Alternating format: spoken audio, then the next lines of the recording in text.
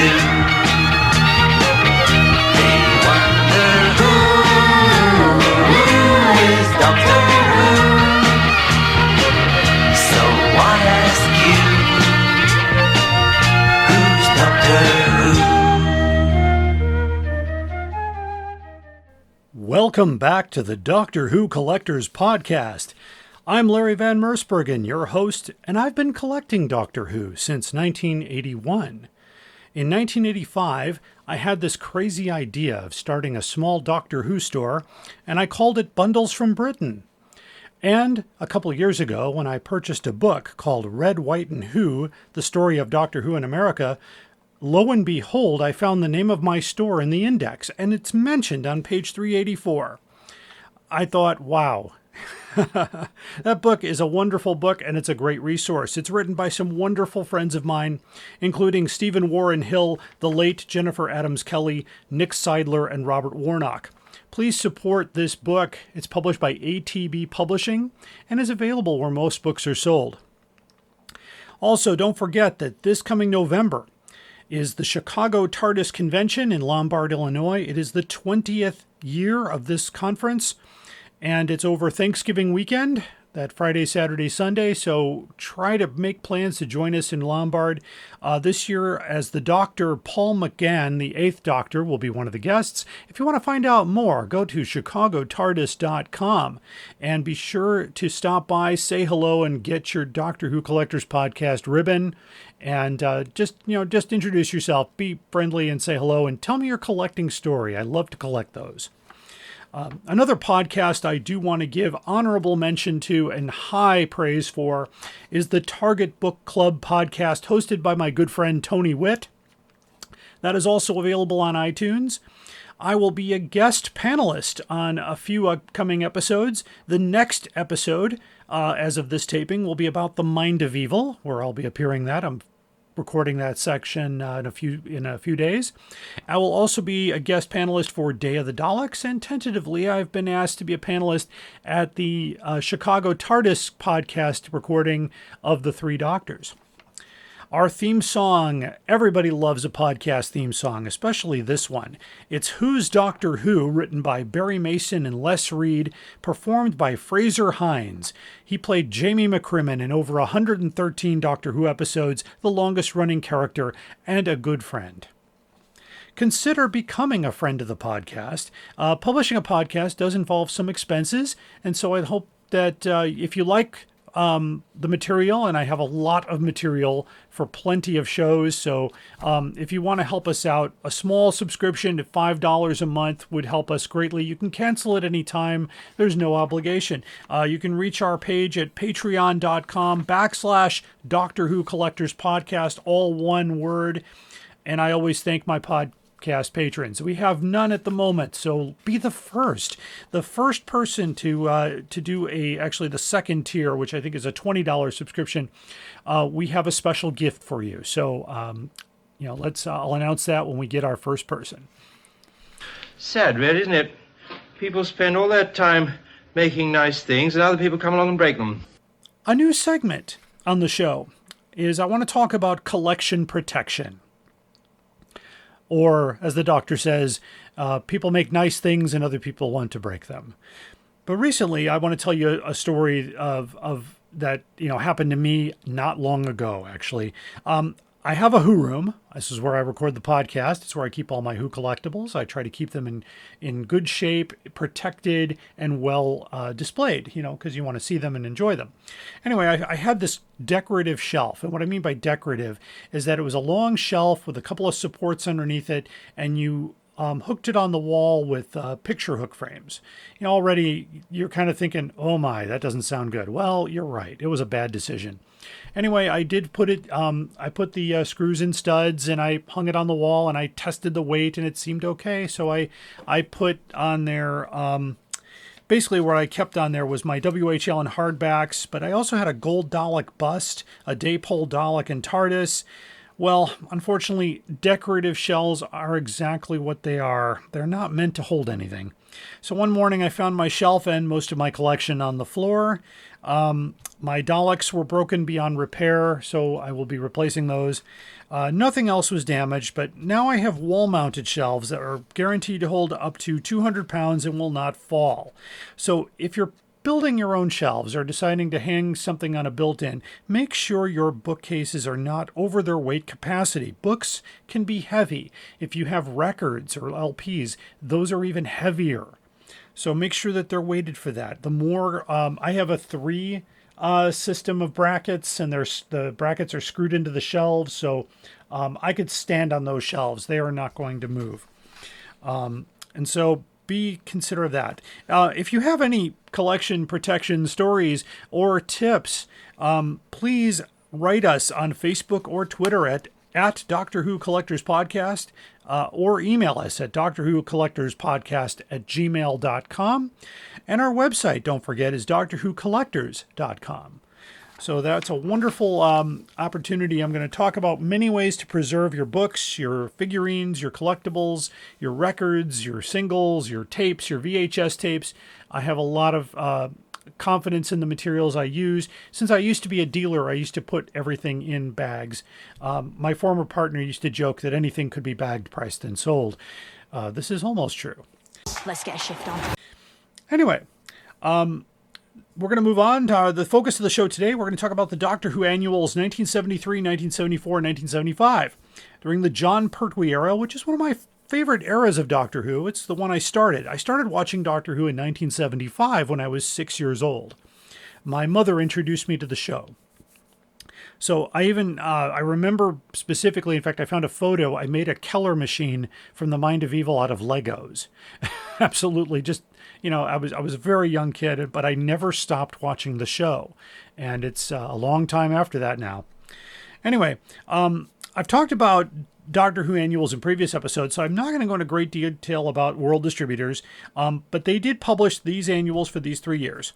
So, and remember that the year of the annual precedes or actually comes, I believe after the actual year of the show. So the 73 annual is really the 72 year, and then the 74 annual is about 73, and 75 is the 74, because if you know your show, in 1975, Tom Baker took over the role. Anyway, let's start with the Doctor Who annual 1973. It features John Pertwee on the cover from a scene from Terror of the Autons, trying to meld his dematerialization circuit.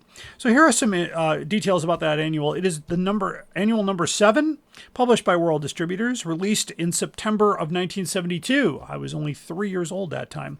The price on the annual was 70 pence, and in using various calculators in today's dollars would be about $5.72 American, or £4.60 in the UK.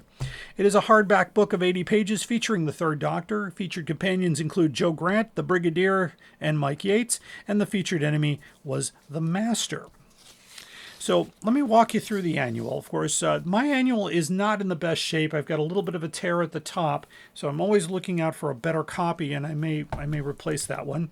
It's also got the person's name. It's actually dated December. It says December 72 on this, but that can't be right. But I'm looking into that further to see if my information, which I pulled off the internet, which of course is correct, right? Maybe not. If you have further information, or if you have better information, give us an email. The inside always features the artwork. In this case, it's a great art of John Pertwee. And inside here, we've got, the copyright date is 1972, by the way. So it was printed in the Netherlands. Interesting. So a lot of great scenes here of Bessie and the Doctor and Unit. We have a story called Dark Intruders with some great color artwork. And I probably don't have the artist on hand. The artists were never credited in these, but you could probably find out who the artist is. In any case, there's also an interesting section on flags of the world. A little thing about another story called Escape to Freedom with some black and white art there. A peep into the future about a picture of the U.S. mail spaceship flying around the moon. And this is 1972, so right after the moon landing a few years earlier. A story called War in the Abyss. Some of these stories are probably going to be featured on the new audio annuals read by various Doctor Who actors. So you might see those there if you can't find any of these. Astronauts' survival gear. A quiz here of Up in Space. This quiz was not answered, thankfully. Another story called Hunt to the Death. The pages are in good shape, by the way. They're not falling away from the binding as I turn the pages. And you're probably thinking, why am I turning the pages? Well, you have a book, you want to enjoy it. And another picture called story called Doried into Nowhere, which features the Roger Delgado master. Very well known. Another quiz about the sun, the moon, and the stars, not filled in. Most of these had crosswords in the 60s. Okay, the crossword is here. It is filled in, though, so that's unfortunate, but that's okay. I still enjoy the book. Saucer of Fate is the last one, about a flying saucer. And there's a game called the Monster Game. It's usually a game board and rules, and it's pretty cool. The phaser aliens at the end, and then a little bit of the Seven Wonders of the World, and the back picture of John Pertwee with the dematerialization circuit. So what is it worth? Well, I did some searching, and by the way, I do my values based on what is listed at the time of taping, and I take an average of what sellers are describing. And so you can only base on, if the photo is good, you can kind of get an idea. But if they're just using a description, in this case, it was on the high end, I found a copy in very good condition, they said with minimal wear, for $356. On the low end, it said a good clean copy with shelf wear and a little bit of tearing, about $26. So if you just want to acquire the book to enjoy it, it's really affordable. If you're looking for a better copy, you will be prepared to pay a little bit more.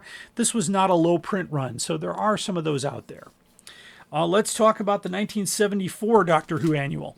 Release number 8, the 8th Doctor Who annual, published by World Distributors, released in September 1973. It was priced at 75p, converted with inflation to the present day at $5.77 or £4.54. Also 80 pages hardback, featuring the Third Doctor, Joe Grant, the Brigadier and Mike Yates, and the Master. So very similar to the 1973. The front cover is a picture of John Pertwee from, it looks like, the Claws of Axos, which is interesting because that's a different season. And there's a wonderful artwork on the inside cover of Joe Grant and the Doctor. Very nicely done. The copyright is 1973 and printed in Italy. So they must have shopped around for their printers. The first story featured the Master and Unit, called Listen the Stars. I found it to be a very exciting one, actually, so I won't spoil it. So make sure if you get the book, you can read it. These are great, really wonderfully written stories, I think. Another issue, they put in a little thing here about outer space, because that still was on everybody's mind back in the early 70s. And then here's some history with Archimedes, and reading the stars, and Einstein, and Galileo. Another thing about the post, it looks like the skyscrapers, and the 2 Miles Up is the next story. Out of the Green Mist, some wonderful artwork. Looks like the Master is disguised as a unit soldier. They've got Joe Grant, beautifully written, and wonderful stuff here. A little more about rockets, and then there's a comic called The Time Thief, which is in comic strip format. There is another trivia here. Let's see what else we got. Collection of cities. Got a guide to the monsters, including the werewolf, the chimera, the python, and the harpies. Another comic called Menace of the Mologs, featuring the Third Doctor. Talons of Terror in black and white. Talks about spacewalking, another space theme again. That early time in the 70s. Doctor Who meeting the astronauts here. And by the way, throughout all the stories, the Doctor is referred to as Doctor Who. Interesting. Now, you all know your trivia. There's only one episode of Doctor Who where the Doctor was called Doctor Who, and it was in the first Doctor. So if you know that answer, good for you. Okay, another story called The Talking Heads, and little facts here about, it says Doctor Who's Facts and Fancies about Cackling Geese, The Flying Dutchman, Giotto's Picture, and Didius and Icarus. Pardon my pronunciations. And then that's on the inside cover, and the back cover is a smaller picture of John Pertwee with the Doctor Who Annual 74. My book is in much better shape. It's a lot tighter. It's a lot cleaner. There's not a lot of marks in it. There's absolutely no writing in it whatsoever. And basically, what I found in a very good condition, basically on the high end here, crossword completed, that kind of stuff. Also talks about price, not price clipped. So I wanted to talk about price clipping. Anyway, on the very opening page of the annual in the corner, and not all annuals had this, but the price would be in the lower right-hand corner of the page. And if you were to, resell the book, or sometimes the merchant, when they sold it to you, they would clip the price to show it as sold. So a non-price clipped book would be nice. I often hold the cover up to the light to see if anybody traced or imprinted or wrote on the cover, and they didn't. So that was pretty nice. I found a good one here for about $65 on the high end, and on the low end about $19, with some tears, age tanning, tiny scruffs, and writing. So this one is also very affordable. Again, if you find one in mint condition, it might be higher. But I also want to note too that the value of any book, including an annual, is much higher if the annual happens to be autographed by the doctor portrayed in the annual. Since John Pertwee is no longer with us, his autograph adds value to the book. I can't exactly tell you, but I've seen his autograph book start at $100. I have a copy of his autobiography, Moon Boots and Dinner Suits, which I'll talk about those books in another episode. But he signed it for me personally in 1985 when I met him in Chicago, and it's one of my most prized books. And I have no idea; I would never sell it. I have it personalized. I'm not in that business anymore, so I thought, well, this is for me. Anyway, that's the Doctor Who 1974 annual. Let's go to the last annual for John Pertwee, 1975. Some details about that. It's the number, let's see, we've got the, let me make sure I got sorry about that. This is number 9, ninth annual here. Was released in 1974 and priced at about 75p, which is, closer to $6 or £5.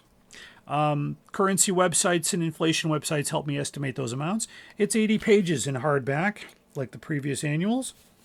And features the Third Doctor, Joe Grant, and the Brigadier. Featured enemy, the Master.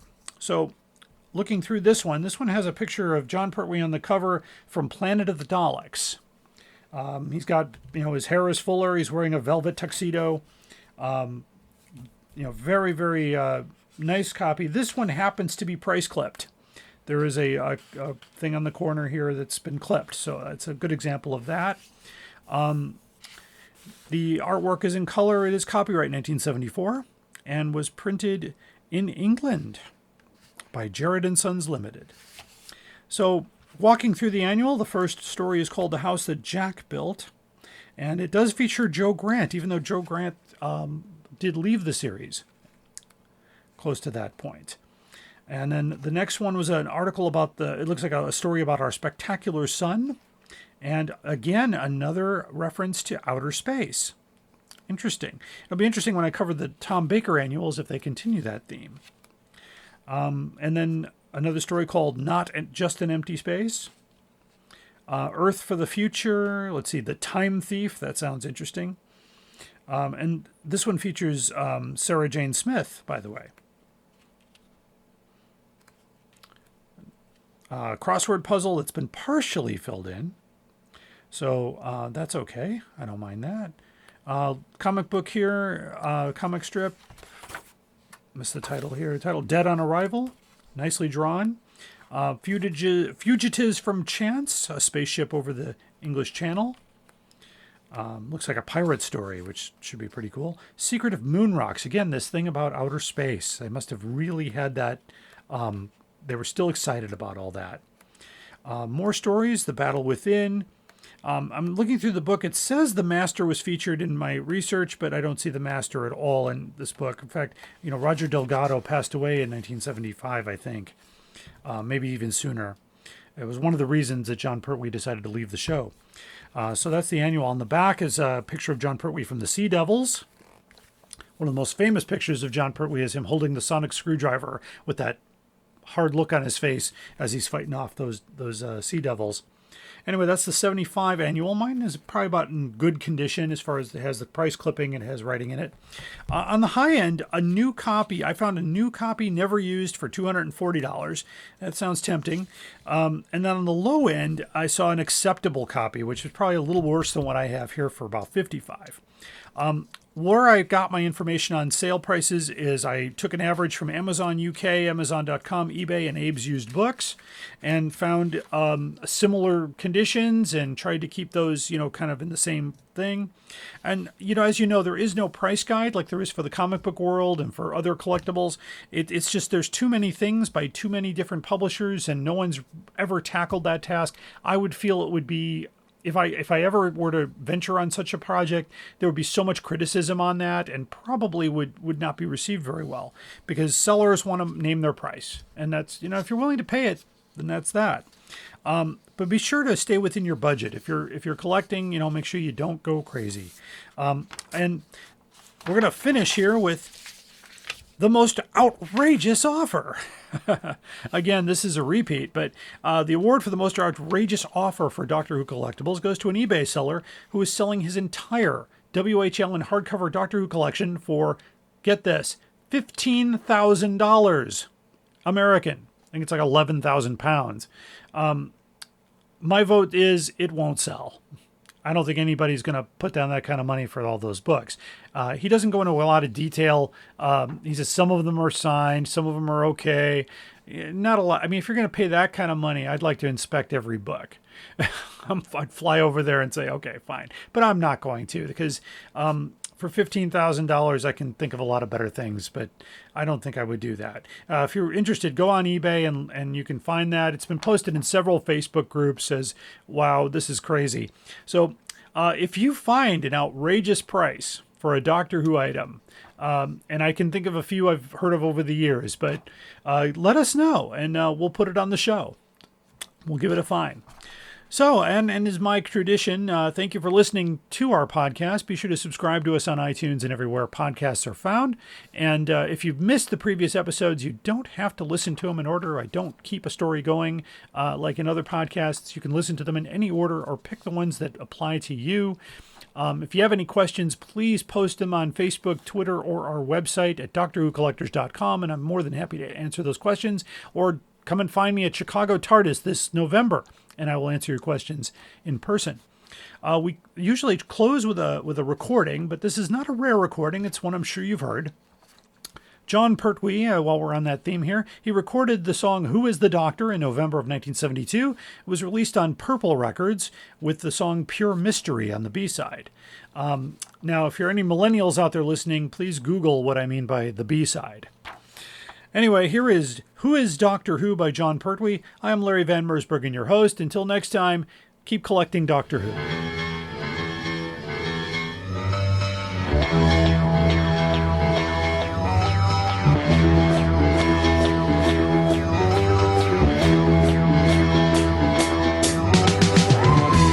Across the void beyond the mind, the empty space that circles time, I see where others stumble blind to seek a truth they never find.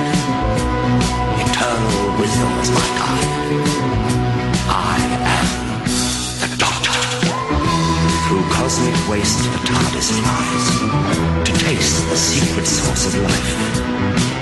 A presence science can't deny exists within, outside, behind the latitude of human minds.